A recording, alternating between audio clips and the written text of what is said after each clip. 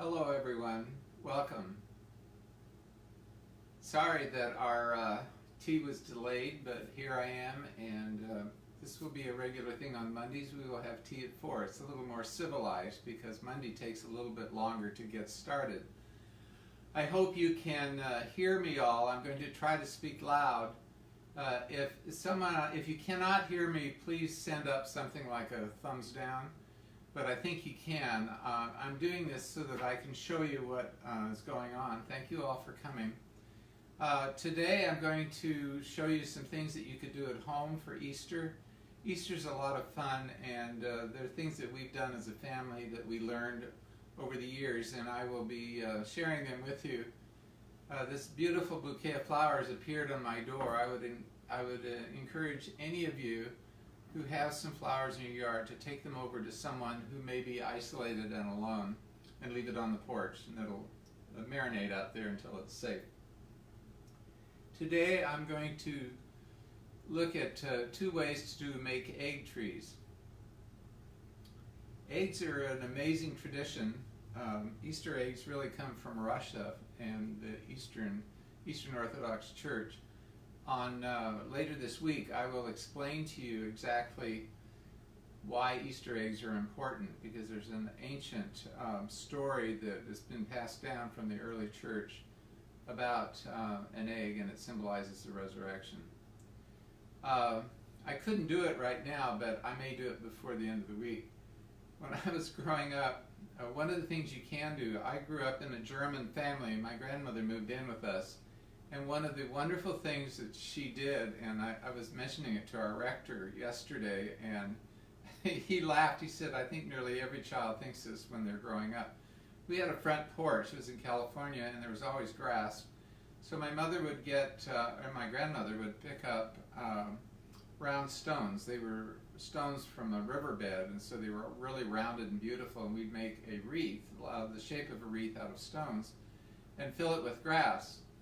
Well, St. Nicholas and the Easter Bunny get a little mixed up, but they both work, because I was encouraged to put carrots in the grass on the basket outside, and then in the morning the Easter Bunny would deliver some presents. So I did, and I did that for many years, and I don't know when it was, but one day I was really shocked to realize that that bunnies don't lay eggs. So I'm sure that's a myth that most people know about. And I may try, if I can, to find enough rocks to illustrate what I'm saying anyway. But you can put carrots out the night before, and then put out some Easter treats the next morning.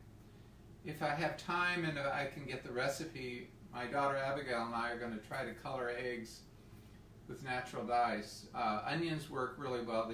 They're beautiful, and the red eggs that they pass out in Orthodox churches on Easter Eve are, I believe, done with beets. I'm not sure, but I'll find out and I'll let you know. Gotta find things we can do. Today is just finding things around our house that we can do. The two things that we've done on the Easter tree, I don't even know the tradition, but we just got started on it, and it was a lot of fun. We would collect Easter eggs, hand-painted eggs, do some, and they would be on a string and knotted. You can look online and they can show you how to do this, like that. This one, the loop here has come apart, so I can't hang it on the tree, but it would hang on the tree like that. So I'm just going to put that one in here for now. So all you have to do is go out. Dogwood trees work really well, the branches. There's still enough dead branches around to find things. I just went out in the woods and found these. And you could take, this has about 3 really nice branches and one more. The dogwood tree branches, the bare branches, work really well for up here. And I can't do both of these at the same time, but I will show this to you when we get done. This is what we usually do in our kitchen, in our old house, like here.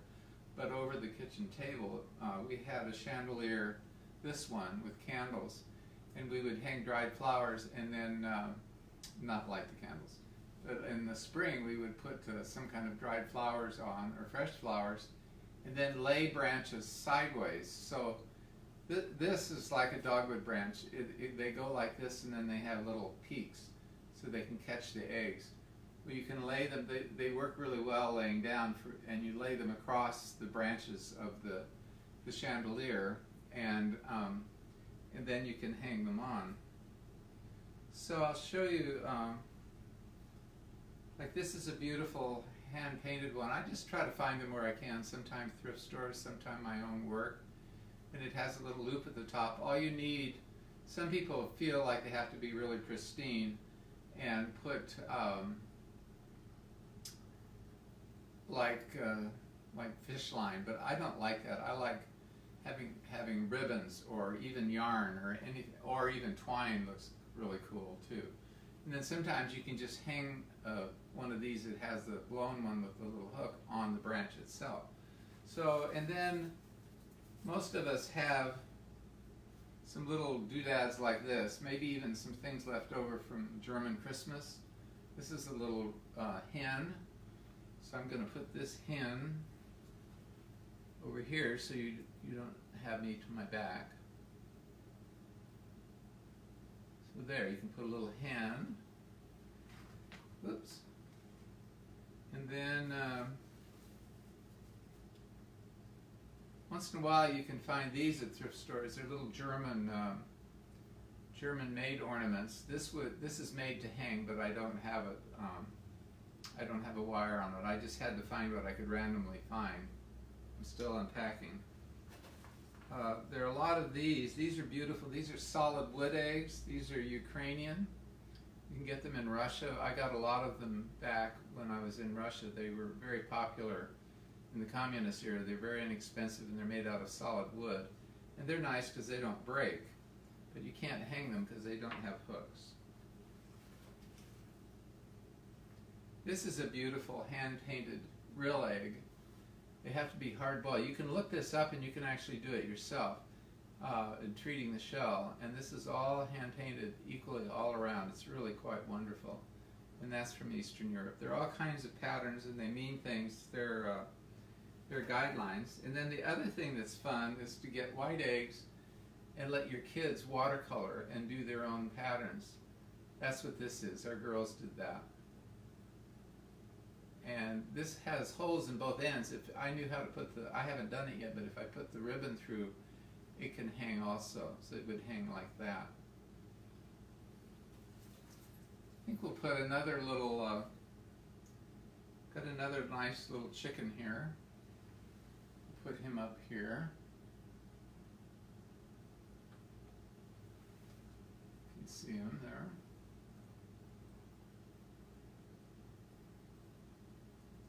Put them so you can see them down here.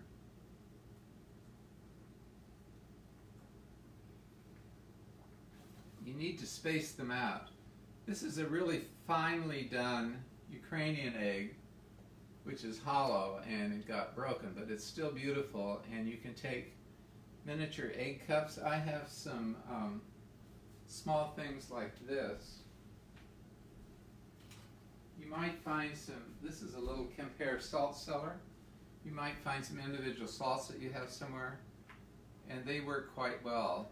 I'll put this down so you can see it. So, I don't know if you can see that. I'll hold it up. So you can just lay them sideways in a little oval salt cellar or anything that you have.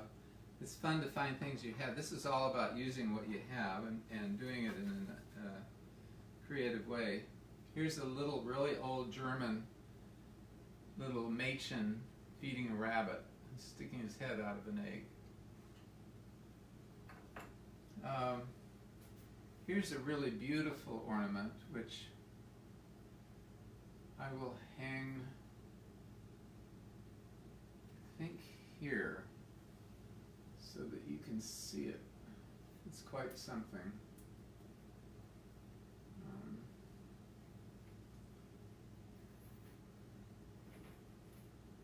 This isn't a good spot. Let me put it up here. The bigger eggs, this isn't that heavy, but the bigger eggs, better to put on a heavier branch so they don't break. This is a real duck egg. And this is a hand painting of the White House portico south portico. And for many years in the gallery at Easter, we would sell these eggs, and at Christmas, they're hand-painted scenes by an artist who was commissioned by the White House to do this. And we sold them at the gallery. This is an interesting egg, another one that you can hang. I think I might hang that on. You just have fun thinking about where you might put something and do it. Just be creative about it. This one is really beautiful. The back looks like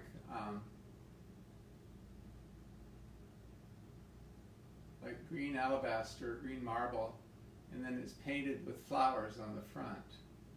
And that's a real egg, and it does break. But then it's nice when it's on the chandelier, it'll revolve around, and you can, people sitting at the table can see it different ways. This is also the kind that, this is a hand-blown glass that you can see through. It's German. But you can find things like this just about anywhere. Sometimes I even get just plastic ones because it's just really fun to do this. And I'm going to put this back here. It won't show that much, but you can get the idea. Then this one is another real egg. And the top of this one got broken, but it's still beautiful and you can still use it. That's what I like about these. They're fleeting and fragile. They're not indestructible. And they're just so cool. This is down too low, but I think I'll leave it there for now so you can see it. Usually you should have them up about a little bit up further.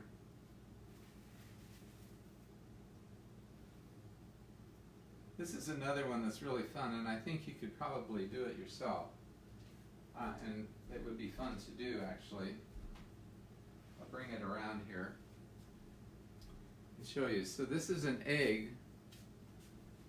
This is an egg with the end cut out and a little fuzzy bird, the ones you get at Walgreens in different places. And it's a lot of fun to do this, and so it's like a bird looking out of a little nest. And so, again, wherever you sit, you can see the bird peeking out from inside the egg.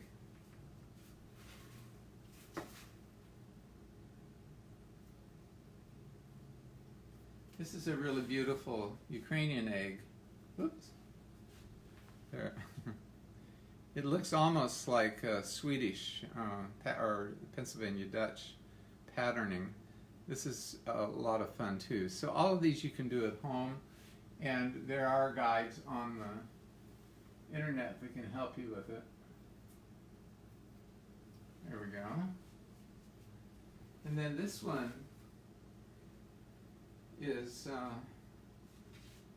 really, I don't know, we just collect them. This is decoupage with gold, and it's with the cross, and then the cross in the back with flowers.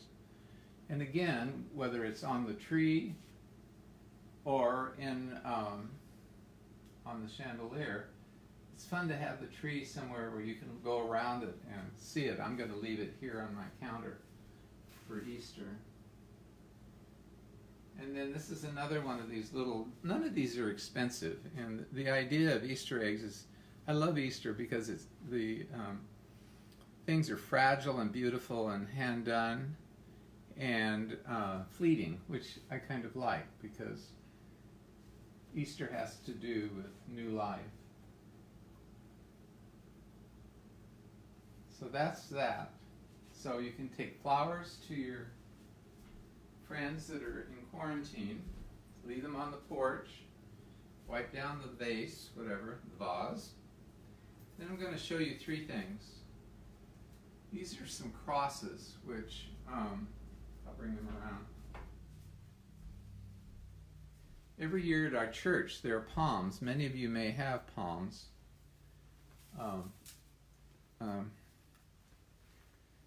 As I said yesterday, one of the really fun things is my older daughter goes to a church in Baltimore, and they're having virtual church.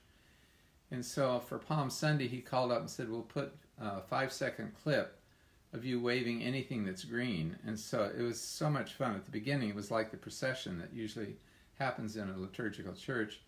Instead of palms, somebody had a plant. Abigail and Nathan had blooming star flowers. All I could find was some already cooked asparagus. It was wilted, but I waved it. And the funniest one was a couple that had children who were about 7, I think. They picked them up by the feet and waved them upside down. It was so much fun. Anyway, this is a very simple thing to do with 2 palm fronds, and you can find it online. There are ways to find out how to do that. This is one that goes way back, and we used to have around the door of our house, we had an arched door, and one winter I was out looking for something to put around the arch to make it look like an entrance into Narnia, and found the telephone company had cut down this huge vine that had been up, and it was all bare, and I put it in our station wagon, and about at least a third of it, if not more, hung out of the back, and I drove it home, and it stayed there, and it's sitting here on our side. And every year during the different seasons, I would change the flowers. And it's also a good use if you have silk flowers, the fake ones that you may have stuck, even plastic ones. Take them and put them around your door, either with a vine or just some bouquets, and hang them. It's just a wonderful way to celebrate. I'm going to do something on my front door, and I'll show you when I get it done. So this is one of the things. And these are interwoven, so they kind of interlock. I don't know if you can see that. Okay, then this is another type, which is more casual, but I love this. It reminds me of a flower cross. You know, some of our churches have crosses with flowers, and people bring fresh flowers for Easter Sunday morning. And these are just simple to do, and usually we had them draped around the arch. I don't have that many of them anymore, but I just wanted to show you this. My wife made this one and the other. Then this is from Ireland, and this is St. Bridget's cross, who was one of the early Christians who brought Christianity to Ireland. And you can buy these. They're made out of straw. You can buy them in Ireland, and I just love the pattern. And it's a very ancient pattern from Celtic spirituality. So these are some things that you can do. I will be showing you how to make a garden tomb that's fun to do with kids. I'm not sure we'll do it tomorrow. We may do it on Thursday. We'll see, or Friday. But probably tomorrow. I'm going to do it tomorrow because we'll be out on the porch and I can show you what it looks like. It's a lot of fun, and it's really easy, and you can just take things that you have. I just received this card, and it's nice to take beautiful cards and set them here. You could set them right here, something like that. And that's what I like about these decorations. They're all fragile and very small and interesting. This is let's see what this is. This is from a friend. It's a Station of the Cross from St. Joseph's Abbey in Massachusetts, in Spencer, Massachusetts. Look how beautiful that is. So as we walk through the day remembering Christ's journey, pray for those who are dying and those who are suffering, and pray that we might be rejoice and find love to the people around us and wherever we can spread it. So thank you all for coming. Tomorrow we're going to have something really, this whole week is going to be really interesting. It'll all be about Easter. I'm doing a broadcast which will also be put on our church website. Many of you know about Trinity Episcopal Church in Upperville, Virginia. It's quite something, and it's a real treasure, and there's a lot of symbolic, meaningful architecture that goes back to the early pilgrims' understanding of the incarnation and creation, and I'll be explaining that as we walk around the campus. Some of it will be outside, and then on Thursday night, when we usually have a 12-hour Maundy Thursday prayer vigil all night, I will be shooting from inside the church, but it will be at tea time, not story time, I think. I'll let you know. But anyway, we will, starting on Good Friday, I will not be broadcasting for those 2 days, and I'll be back on Easter Sunday with some other fun things. There's plenty of things to show you at 3, and I'll be reading stories this week at 7. So look forward to seeing you tonight at 7. We're continuing to read C.S. Lewis, and we'll be finishing up the first chapter of the next book, and then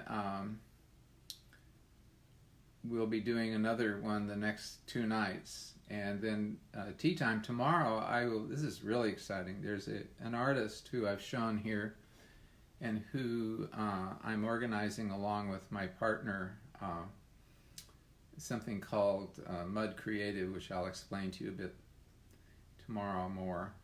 And we're going to do an installation and a retrospective of the artist's work, Ed Nippers. He's shown here several times during Holy Week. Last year I did a whole pilgrimage inside the church with paintings and sculptures. And we can't do that this year. So I'm having an interview with Ed tomorrow. He's going to talk about what he's doing next. And we're going to talk about the exhibit in New York. And I invite you all to listen in. We're inviting the congregation as well as all of you to join us. And hope that you have a good day, and I will see you tomorrow at 3, and the rest of the week at 3. Have a good night. See you tonight at 7, and any of these will be posted on YouTube under Glimfeather Hall. And then it's just Glimfeather Hall, youtube.com, and you have to spell Glimfeather with a Y, not an L like Lewis. It's different. So anyway, I will see you soon, and thank you so much for joining me.